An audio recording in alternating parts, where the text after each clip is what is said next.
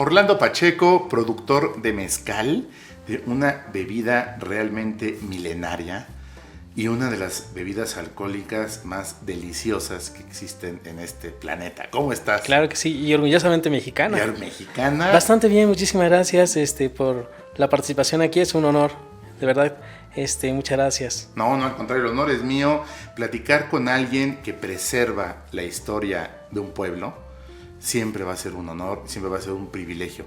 Cuéntame un poquito, Orlando, para abrir esta charla, ¿cómo se produce el mezcal? ¿Y qué lo hace diferente de otra bebida, digamos, hermana o prima hermana, o por lo menos pariente, que es el tequila? Claro que sí, ¿Cómo podemos Eduardo distinguirlos? ¿Cómo fabricamos mezcal? Pues mira, te voy a hablar desde la primera persona, en primera persona, porque pertenezco a una familia mezcalera.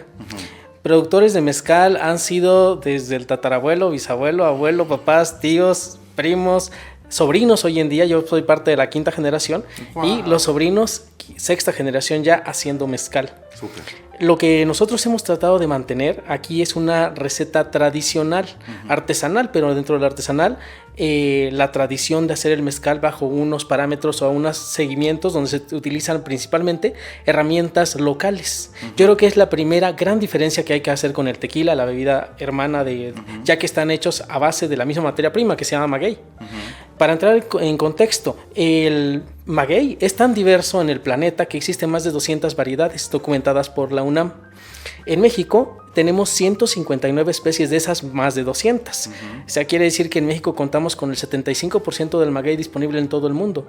Por eso se puede hacer sotol, bacanora, tequila, mezcal y pulque de más variantes. Hoy en día se hacen ya mezcales con el maguey que exclusivamente se utilizaba para hacer pulque, que es el salmiana. Entonces, nace de ahí la pequeña gran diferencia. El tequila hoy en día ya está muy controlado, por no decir estandarizado, más bien sería el término correcto. Está tan estandarizado que tequila es tequila y hay blanco, reposado, añejo, extrañejo, cristalinos. Y en mezcal hay mezcal artesanal, mezcal ancestral y pues mezcal abocado, ¿no? Que son diferentes estilos de mezcal. Sin embargo, la mayoría de estos estilos no se salen de las herramientas originales. Y perdón que complemente, pero aparte el tequila está muy comercializado. Hay mucha publicidad en torno al tequila y el mezcal todavía, aunque está en un boom, yo siento que ya hay más mezcalerías que antes. Si te vas a Cholula hay muchas mezcalerías, si te vas, no sé, en Pueblos Mágicos, en Tequisquiapan, en Querétaro, hay muchas mezcalerías, pero siento que todavía se aferra a la tradición y eso le da una cierta magia al mezcal. Sí, el mezcal entra en una denominación de origen, así como lo es el tequila, que ya nos lleva muchísima ventaja. Hasta 1995, mezcal empieza a tener la palabra a sonar como una denominación de origen que involucra específicamente a cierto territorio del país. Estamos hablando de 9 estados hoy en día ya, porque en 2015 se agregó Puebla. Ya estamos. Sí, ya. Y con más de 200 municipios.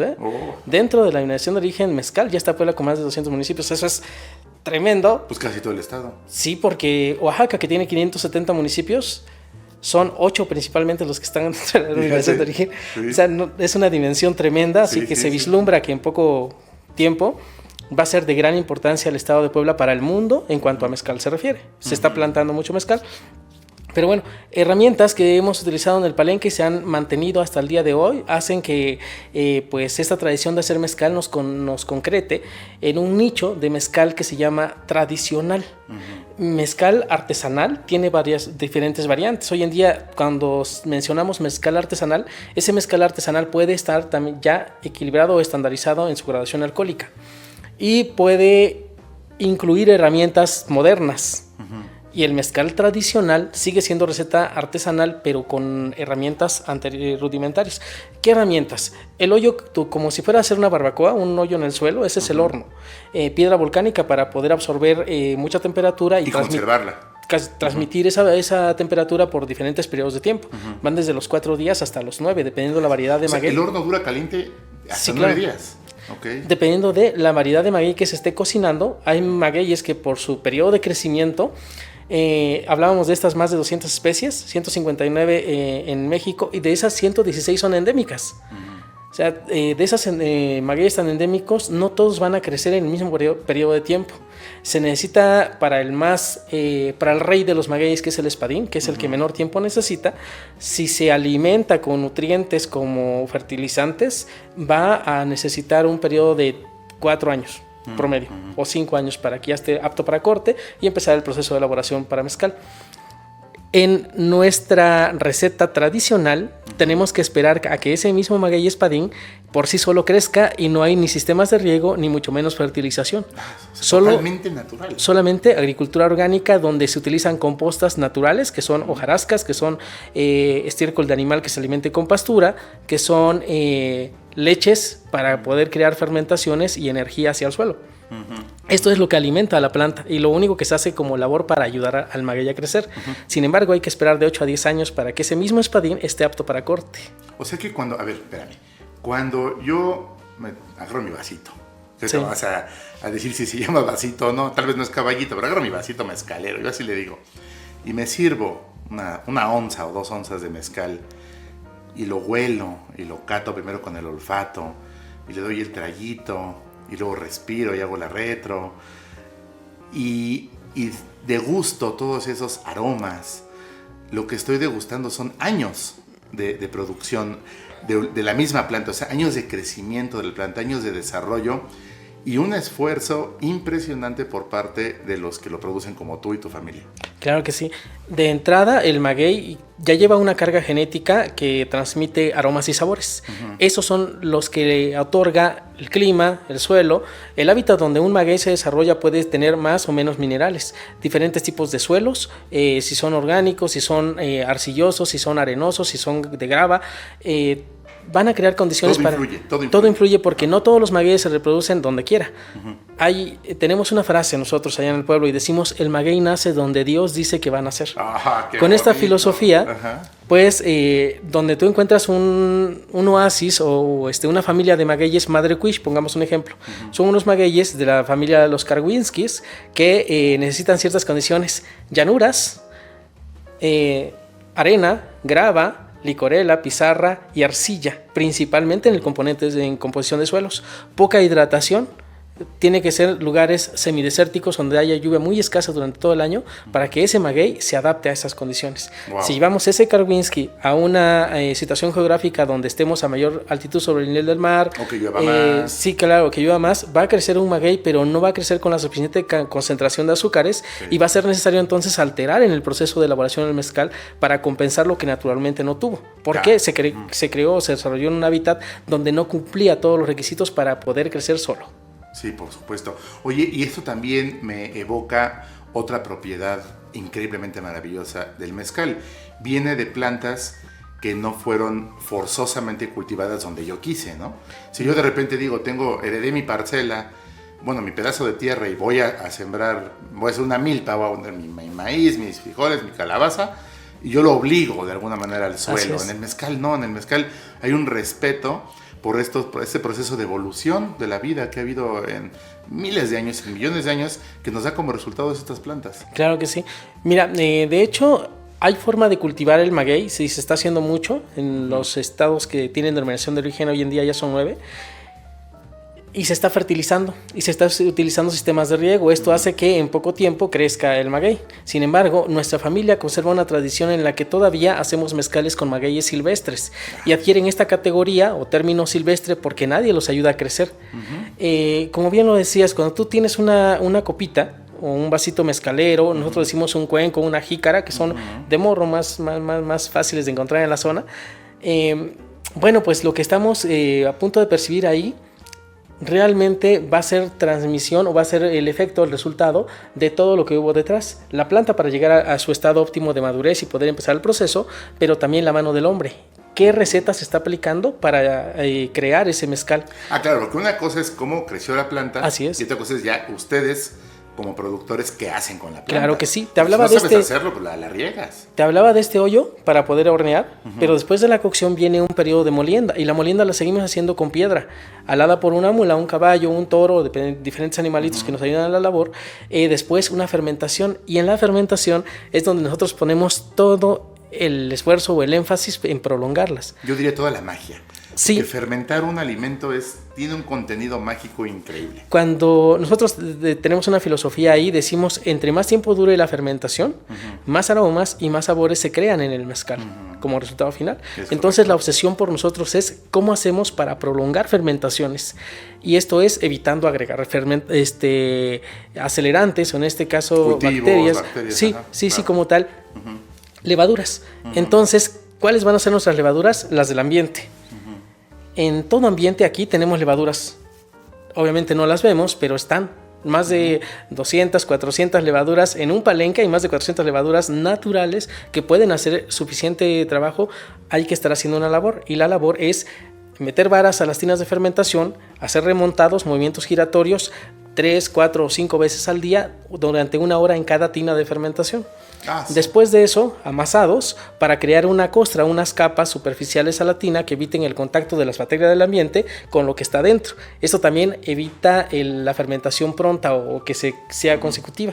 Y alentamos la fermentación para crear estos aromas y sabores como resultado final. Oye, me acabas de hacer recordar una plática que tuve con Lisa Espejo. Ella hace el arte de la panificación de la masa madre, con la masa madre. Sí. Y ella me decía lo mismo, es que son las levaduras que están en el ambiente. No hay que ponerle el polvito y el liquidito y la pastita de levadura que utiliza cualquier panadería, sino dejamos que la masa solita, con las levaduras que hay en el ambiente, fermente, y después cuidamos esa masa. Claro. Lo que me estás diciendo es lo mismo. Ustedes cuidan ese, vamos a llamarlo, ese caldo de cultivo. Sí, el tepache. Exactamente.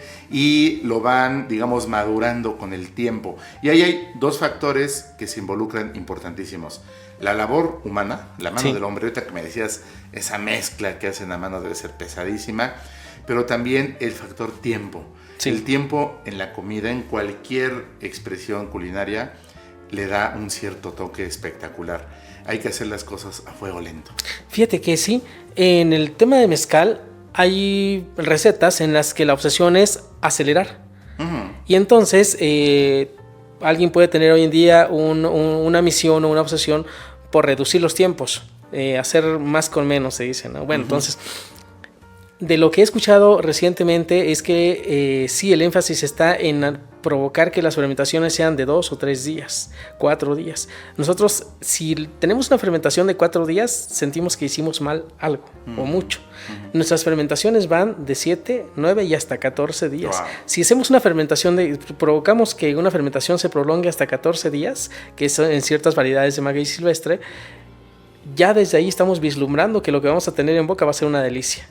Y de ahí nace el término beber a besos. Cuando tú dices, tengo este vasito y me lo voy tomando de traguito en traguito, comentabas hace un rato, bueno, pues también es porque creas este valor, bueno, más bien respetas el valor que tiene, la labor que hay detrás.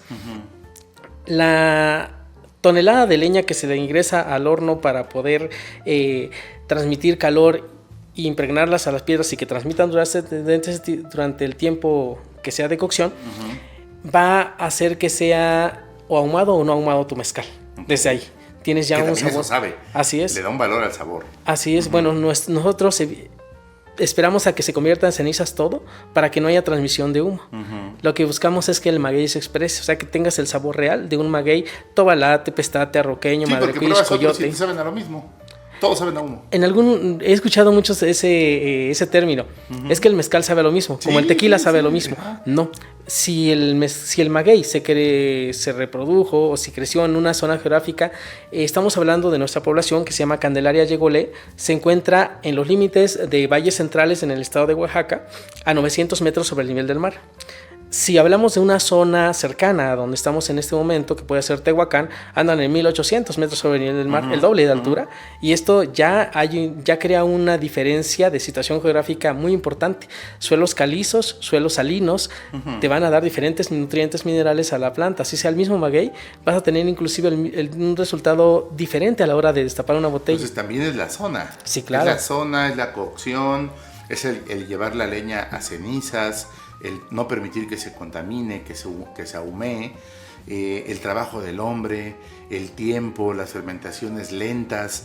Creo que todo lo que me estás describiendo se puede analogar perfectamente de manera biyectiva con el arte. Lo que ustedes hacen es el arte de fabricar mezcal. Artesanal es eso. Artesanal es hecho a mano. En alguna ocasión también teníamos unas diferencias en tema de conversación, pero decíamos, artesanal es hecho a mano, más no sinónimo de bien hecho. Claro. ¿Por qué? Porque a veces esos errores que podría ser defectos para alguien, a ti te puede encantar. Para mí un error puede ser que sea demasiado ahumado, pero a ti te encanta el sabor ahumado y lo disfrutas como nadie. Entonces, bueno, este arte como tal, bien lo resumes, sí involucra paciencia, tiempo, mucho tiempo, esmero, pero también la tradición de honrar a nuestras generaciones pasadas. Hoy en día nosotros decimos, no inventamos la receta del mezcal. Las generaciones anteriores se preocuparon por crearla, por disfrutarla, por saber si les gustaba o no, por crear ya ese gusto. A nosotros nos encanta el mezcal que dejó como herencia el abuelo. Bueno, pues lo único que hacemos es respetar la misma receta sin modificarla. En el momento en que nosotros modifiquemos esa receta, estaríamos ya no hablando de quinta generación o sexta generación, sino de empezamos de ceros prácticamente. Claro. O si metemos una herramienta como la desbrozadora en lugar de la piedra, ya no es nuestra receta original, ya no se cumple. Por eso te decía al principio, Orlando, que ustedes preservan y en cada trago de mezcal hay historia y están preservando no nada más la historia de la familia, sino la historia de una región. Nos quedan unos cuantos minutos, Orlando, pero quisiera hacerte algunas preguntas rápidas, claro, porque son dudas que yo creo que cualquier persona que le guste o que le va a gustar el mezcal tendría. La primera es, ¿con qué es mejor maridar el mezcal? La recomendación que siempre hago cuando toman mezcal es beber a besos primero. Independientemente de que te sirvas lleno el vasito mezcalero, bueno, un vasito mezcalero que tiene 1,5 onzas normalmente, no lleno, te debe servir para unos 15 o 20 traguitos. Esa sería la medida, no de en shot. Si te tomas en 2 traguitos ese vasito mezcalero, ¿qué va a pasar? Te vas a marear pronto. Claro. Tal vez disfrutes el primer trago, pero después ya no te vas a ver, te satura. Claro. Aparte de eso, no te va a permitir disfrutar. Cuando hablas de maridaje, acompañamiento como tal con alimentos, lo que siempre voy a sugerir van a ser grasas. La bebida, el mezcal tiene una carga alcohólica muy importante. Mezcales artesanales reales van a superar 48 grados, de 48 hasta los 55 grados generalmente. Para que no tengas un efecto inmediato en tu organismo, quesos, que son grasas naturales. Botanas, pepitas, habas, cacahuates, pistaches también favorecen. Grasas. Sí, grasas, porque con eso vas a crear como una capa en tu intestino, en tu estómago, que evita el pronto efecto de mareo o la repercusión normal cuando ingieres alcohol. Claro. También pueden ser embutidos, tipo como si estuvieras tomando un vino Gran Reserva, pues jamón serrano, jamón ibéricos, lomo embuchado. Sí, ese tipo de alimentos también. Proteína siempre va a ser bueno para hacer estómago, decimos nosotros. Y mientras tengas un suficiente carga en el estómago de alimentos, hasta tacos, si quieres pasar unos tacos al pastor, tacos árabes que aquí son deliciosos, eso también va a favorecer que disfrutes tu mezcal. Perfecto. Oye, Orlando, ¿y cómo catar el mezcal? Explícanos brevemente. Claro, mira, la forma más fácil que se hace en el palenque, cuando estamos ahí, que no tenemos ninguna herramienta moderna, ni la que tienes en cristalería en casa, la mano. Primero, un poquito de mezcal, lo pones en, ya sea aquí la palma de tu mano, o lo pones de este lado a un costadito, como vas a oler, como cuando hueles un perfume. Catas aromas. Primero vista, porque puedes tener una botella de mezcal, la presentas, tiene que ser transparente, no tiene que haber partículas. El primer gran indicio de que tu mezcal es de calidad es que genere perlas.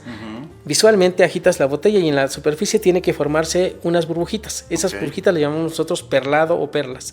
Si lo hace, estás hablando de calidad de alcoholes contenidos. Luego lo pones en tu piel, ventilas para que se evapore el alcohol y te debe quedar un aroma. El aroma tiene que ser grato. Primero, el aroma tiene que ser a maguey, a una planta verde, si queremos interpretar más fácil. Y bueno, al ponerlo en boca, siempre sugiero salivar un poquito primero. En el primer trago, salivas para que la carga de saliva que generaste se compense con el mezcal que vas a poner en el primer trago, lo mezcles y con esto envuelvas o bañes todo tu boca. ¡Qué delicia! Lo pasas y nada más es como para acondicionar papilas y pues todo el paladar. En el segundo trago vas a salivar naturalmente ahí. En el segundo trago ya dejas unos 3 segundos la carga de mezcal sin saliva. en tu boca, naturalmente vas a abrir para que salives. Y después de los 3 segundos pasas el trago, soplas y tan tan. Ese es un ejercicio rápido. ¿Por qué? Porque en este soplar, que es el retrogusto, que mencionabas hace un momento también, te va a invadir los sabores de ese maguey. Y entonces puedes hacer catas comparativas, ¿no? Un maguey con otro maguey. Sugiero siempre empezar por el más clásico, que es el espadín, pero también ir abriéndote a la posibilidad de a qué sabe un tobalá, a qué sabe un coyote, a qué sabe un mexicano, un arroqueño, ¿no? Un sierra negra, ¿no? Claro. Oye, Orlando, y cuéntanos dónde te encontramos, alguien que ya se le antojó como a mí tu mezcal. ¿Cómo podemos saber de ti? ¿Cómo podemos encontrarte? Mira, pues estamos en redes sociales como barro.agave.yegolé, que es la marca de nuestro mezcal y la población donde se elabora. Y también directamente conmigo, puede ser a mi número personal. Yo principalmente distribuyo en la Ciudad de México, Puebla, Tehuacán. Ok, ¿cuál es tu número? 2225-662233. Perfecto, pues Orlando Pacheco, te agradezco muchísimo por haber estado con nosotros, por instruirnos y por antojarnos de esta bebida milenaria. Muchas gracias. Gracias, Eduardo, honrado de estar aquí. Gracias.